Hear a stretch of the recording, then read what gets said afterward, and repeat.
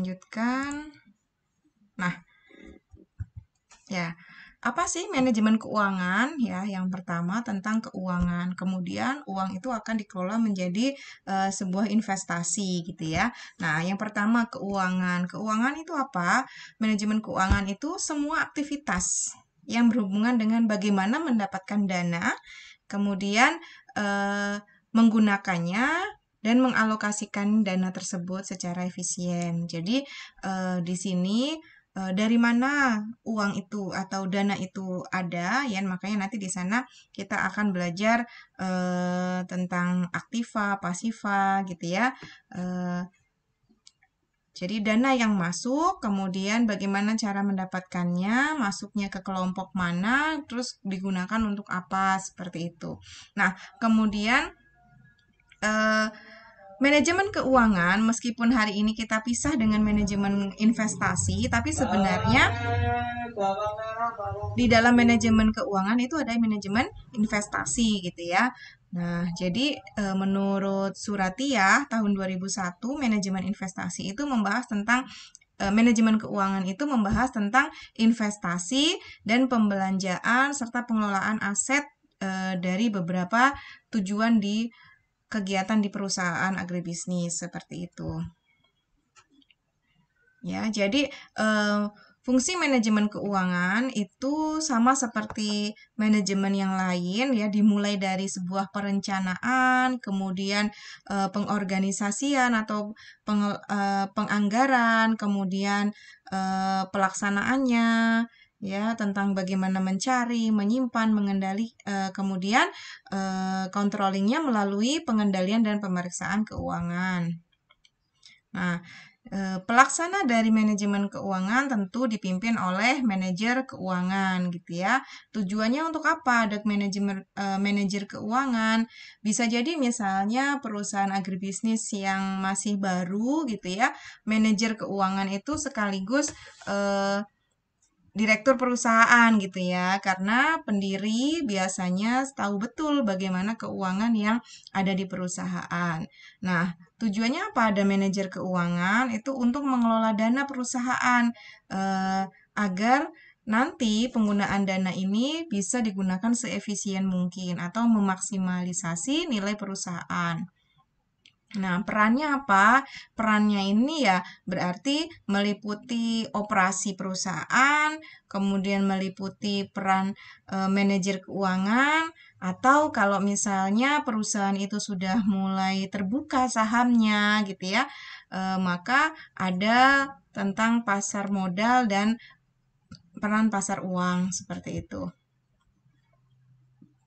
Jadi, manajemen keuangan merupakan satu kesatuan utuh ya, sama seperti kemarin kita membahas tentang manajemen produksi.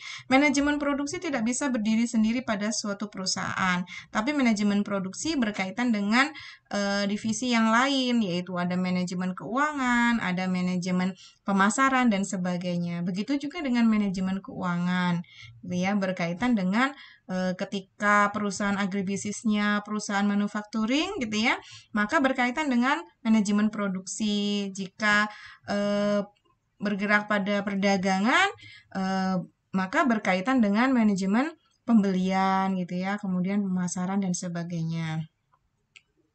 Nah, yang paling khas untuk laporan keuangan itu terdiri dari dua jenis laporan, yaitu laporan neraca atau kita sebut saja sebagai neraca keuangan. Kemudian yang kedua adalah laporan rugi laba gitu ya. Nah, neraca itu apa? Anda bayangkan sebagai neraca itu timbangan gitu ya. Nah, nanti saya tanya, ini sifat neraca itu gimana gitu ya. Jadi yang namanya timbangan itu untuk menimbang sesuatu gitu ya, diukur dan seimbang gitu kan. Nah, ini juga neraca ini adalah laporan yang menunjukkan posisi keuangan perusahaan agribisnis pada periode tertentu. Jadi ini contohnya, kalau ada timbangan berarti ada yang di sebelah kanan dan yang sebelah kiri gitu ya. Ada yang kanan itu pasiva, yang kiri itu aktiva. Contohnya apa? Yang aktif. Aktiva berarti kan aktif, sifatnya apa? Bergerak gitu ya. Nah, ini ada aktiva, eh, kemudian ada yang pasifa. Pasifa ini bisa dari hutang, hutang lancar, hutang jangka pendek, hutang jangka panjang gitu ya. Contohnya obligasi. Ini untuk perusahaan yang sudah mulai apa ya besar gitu ya. Jadi keuangannya itu berasal dari ada hutang, tidak hanya modal pribadi si pemilik perusahaan gitu ya.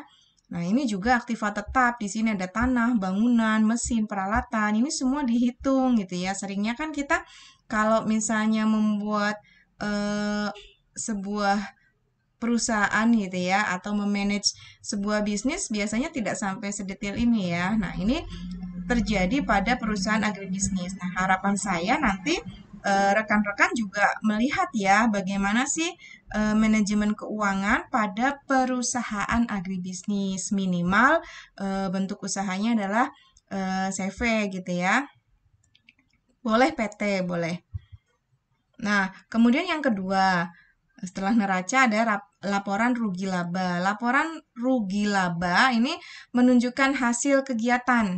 Nah, ini lebih kalau neraca tadi seimbang gitu ya antara aktiva dan pasifa, artinya kita mengetahui nih perusahaan punya aktiva apa saja, pasifanya apa saja gitu ya. Makanya harus seimbang sifat dari neraca itu. Nah, kalau laporan laporan rugi laba ini mengetahui status perusahaan, bagaimana nih hasil kegiatannya dalam periode tertentu. Misalnya, kita boleh menganalisisnya periodenya per tahun. Nah, kalau yang dicontoh ini, ya, dicontoh di sini itu 1 bulan ya, dari periode 1 April tahun 2020 sampai 30 April 2020. Jadi ini laporan selama 1 bulan gitu ya. Mulai dari mana? Nah, ini kalau misalnya adik-adik biasa mengetahui tentang cash flow gitu ya, dari mulai cash in-nya atau pendapatannya tuh dari mana gitu ya.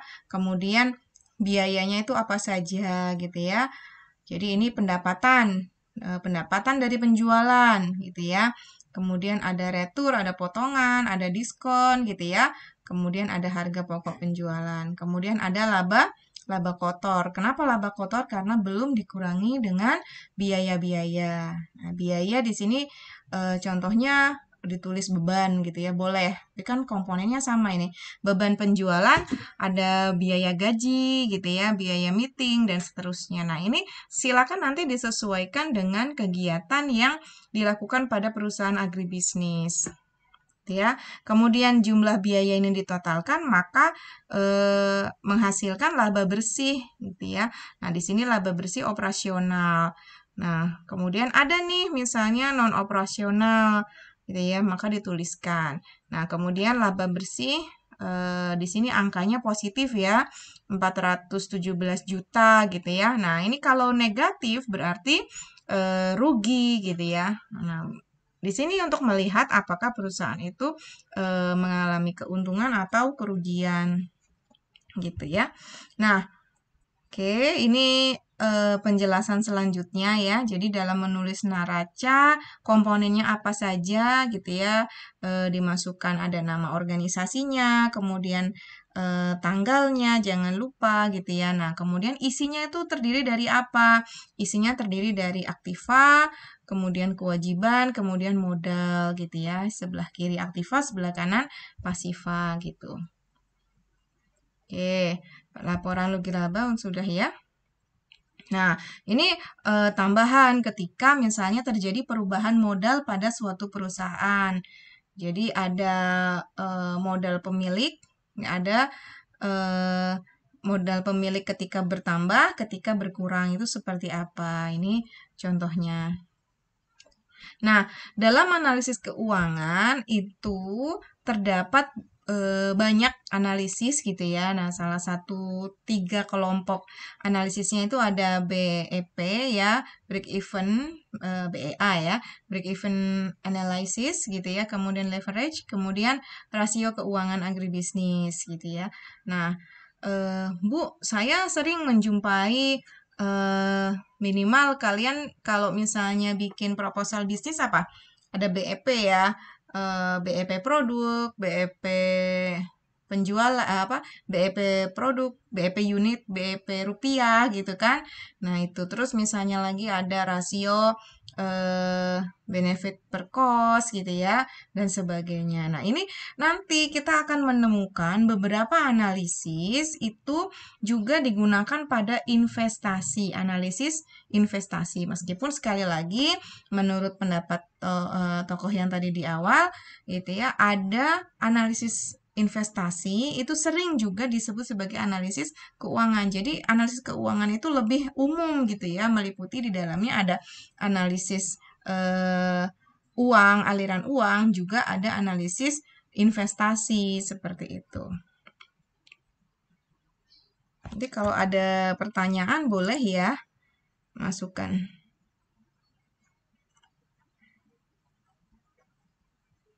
Kalau ada pertanyaan silakan.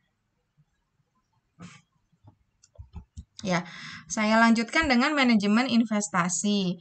Nah, investasi berarti ini khusus pada modal atau investasi. Investasi itu apa? Investasi itu sebenarnya tidak hanya modal ya, tetapi bisa juga dengan sumber daya yang lainnya. Jadi investasi itu lebih ke investmentnya atau komitmennya yang dilakukannya kapan ya saat ini dengan tujuan apa nanti di kemudian hari di masa mendatang mendapatkan keuntungan. Jadi di sini mencarinya adalah kalau berinvestasi berarti kan menyimpan sesuatu gitu ya untuk masa mendatang mendapatkan keuntungan. Nah, di sini berkaitan juga menurut Tante Lili gitu ya, berkaitan dengan berbagai macam aktivitas. Misalnya menginvestasikan sejumlah dana pada aset real atau pada aset finansial. Aset real itu misalnya tanah, emas, mesin, bangunan. Nah, kalau aset finansial itu contohnya deposit, saham, obligasi gitu ya. Dan mereka semua itu merupakan aktivitas investasi gitu. Oke, investasi ini juga merupakan atau sering dikenal sebagai pemahaman hubungan antara return dan risk gitu ya. Return itu kan penerimaan, risk itu resiko gitu ya. Jadi kita akan melihat dengan cost yang sekian gitu ya, maka akan menghasilkan benefit yang seberapa besar gitu ya. Tentu dengan semakin besar benefit meskipun cost-nya besar tapi ketika benefitnya bisa berlipat gitu ya 2 kali lipat dan sebagainya itu akan menguntungkan investasinya. Nah, metode dalam penilaian investasi ini yang mungkin sering kalian lakukan juga pada analisis keuangan ya. Contohnya ada RC rasio, BC rasio, kemudian payback period, kemudian yang keempat ada net present value, kemudian ada IRR, ada profitability index gitu ya. Nah, misalnya nih, nah ini sengaja hari ini saya tidak akan mendetailkan gitu ya. Saya ingin nanti di sini hanya konsep secara umum ya. Ini bedanya apa? Ya, nanti hitung-hitungannya saya inginkan sebenarnya cara menghitung ini sudah ada di template Excel ya. Ini mudah sekali. Yang penting kalian nanti paham bagaimana sih perusahaan bisa membuat RC rasio. Logikanya itu yang harus dipegang dan itu yang penting gitu ya. Karena saya yakin tidak ada rumus saya tidak akan menguji rumus gitu ya karena kita kan nanti sifat ujiannya juga open book. Dan ini analisis investasi ini sudah banyak beredar ya di internet bagaimana template-nya, Excel-nya. Nanti kita tinggal menginput. Tapi jangan sampai kita konsepnya itu nggak kepegang gitu. Nah, di sini ada 6 gitu ya, 6 metode. Yang pertama itu RC rasio, R itu revenue, C-nya adalah cost gitu ya. Jadi di sini adalah rasio antara revenue. Revenue itu apa? Penerimaan ya. Cost-nya adalah biaya. Nah, kemudian yang kedua ada namanya benefit and cost, gitu ya. Kalau cost itu sama biaya, benefit itu apa? Benefit itu keuntungan. gitu ya. Bu, bedanya apa dengan yang pertama? Revenue beda, yang kalau yang benefit berarti sudah laba bersih. Tapi di sini konsepnya yang ditekankan adalah kalau BC rasio itu umumnya untuk membandingkan dua usaha yang sama. Ya, dua usaha yang sama. Ya, jadi untuk mengetahui apakah lebih benefit yang mana nih gitu ya, lebih besar mana nih benefitnya gitu ya. Jadi kalau hanya satu ya cukup RC rasio saja gitu. Karena nanti, kenapa sih Bu RC rasio? RR kan itu kan revenue. Nah, nanti investasinya atau biaya tetapnya bagaimana gitu ya, biaya investasinya. Nanti ada lagi analisis di bawahnya gitu ya. Nah, misalnya kita lanjut nih nomor 3, payback period. Payback period itu lamanya waktu investasi itu kembali ya. Payback kembali dibayar, period itu periodenya. Nah, nanti kita akan melihat misalnya nanti kalau misalnya di cash flow ya, analisis rugi laba itu kita akan melihat nih cash flow-nya di bulan pertama atau di tahun pertama dengan tahun kedua dengan tahun ketiga gitu ya. Nanti kelihatan misalnya tahun pertama cash flow-nya negatif, artinya rugi gitu ya.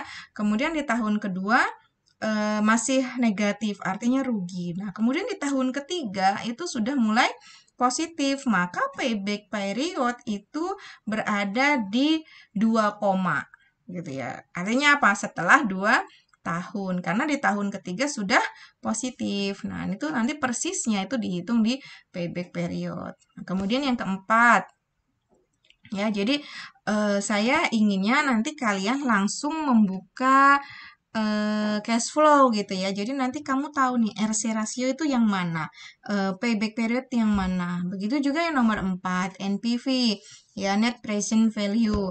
Itu artinya apa?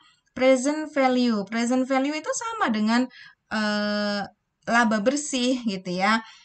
Jadi total benefitnya gitu ya, total benefitnya tapi dipresentkan. Dipresentkan itu artinya apa? Dinilai dengan nilai sekarang. Ingat, tahun analisis itu kan tahun 1, tahun 2, tahun ketiga, sampai tahun 5 misalnya ya.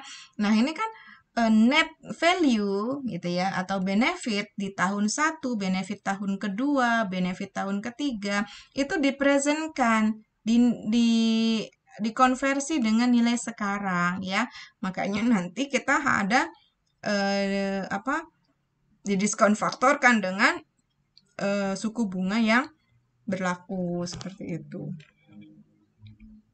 Nanti akan ketahuan. Jadi kalau sudah cash flow-nya udah positif nih di tahun ketiga, tapi setelah NPV ya positifnya ternyata di tahun keempat misalnya, gitu ya. Jadi kita bisa melihat oh kalau NPV kan sudah dikonversi dengan suku bunga gitu ya. Jadi di tahun ketiga menguntungkan, tapi setelah dikonversi dengan suku bunga oh ternyata belum. Tahun ketiga masih negatif NPV-nya. Berarti NPV-nya itu ada di tahun keempat. Nah, kemudian yang kelima adalah IRR. IRR itu tingkat suku bunga yang menguntungkan gini ya. Jadi nanti kalau kita sudah dapat nih angkanya, IRR-nya berapa misalnya 15. Artinya tingkat suku bunga yang menguntungkan itu 15% gitu ya. Sedangkan tingkat suku bunga bank yang kita analisis misalnya berapa? Gitu ya. 8%. Berarti tingkat suku bunga batas waktu batas tingkat suku bunga yang menguntungkan tuh 15%, artinya apa?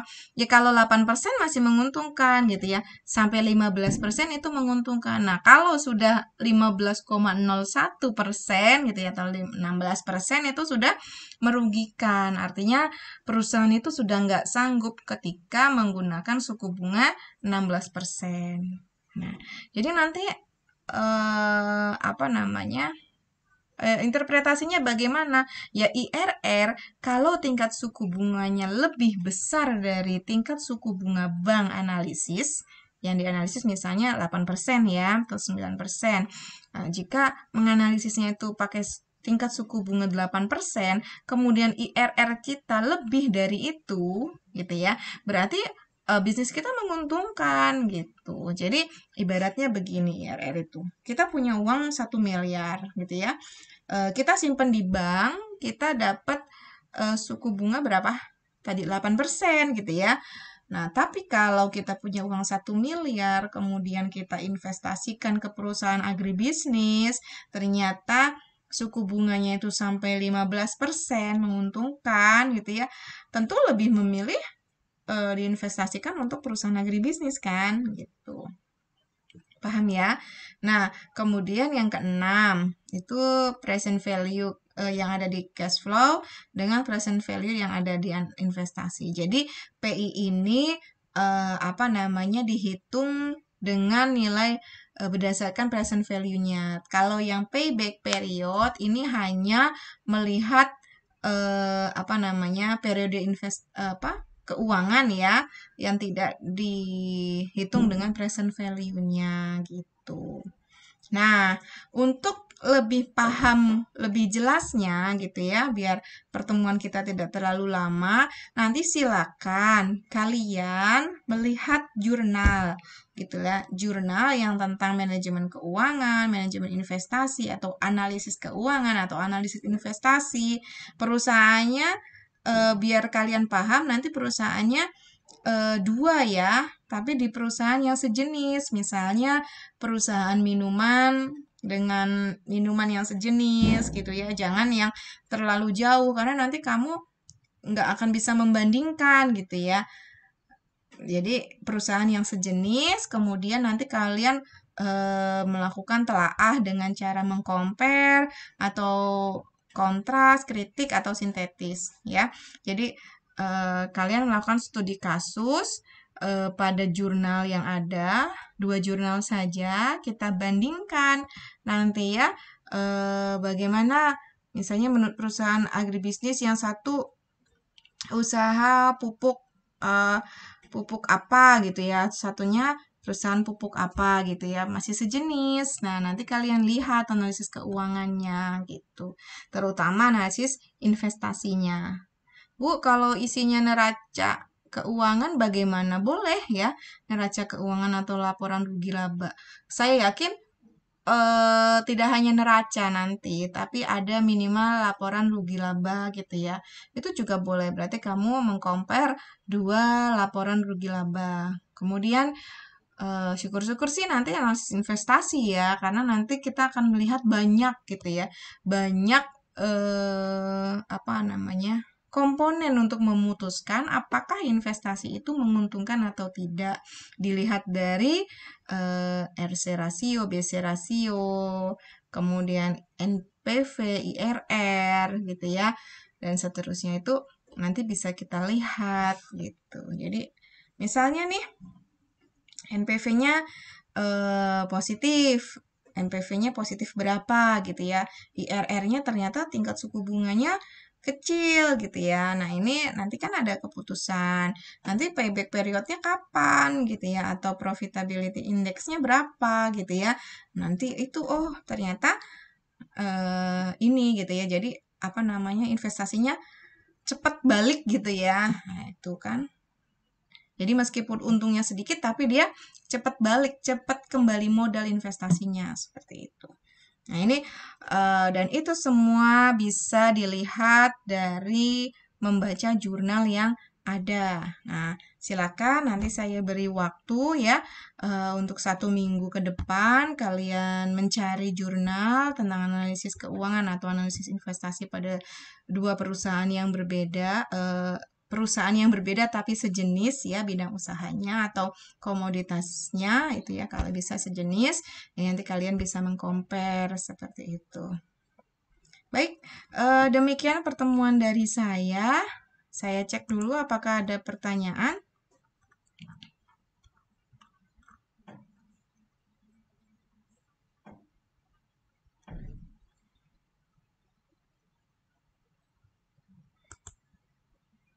Baik, kalau tidak ada, saya cukupkan sampai di sini ya.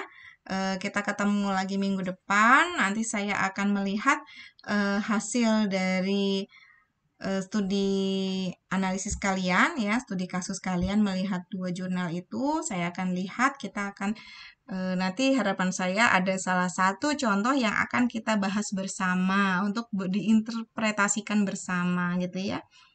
Makasih, saya akhiri. Saya mohon maaf atas segala kekurangan. Assalamualaikum warahmatullahi wabarakatuh.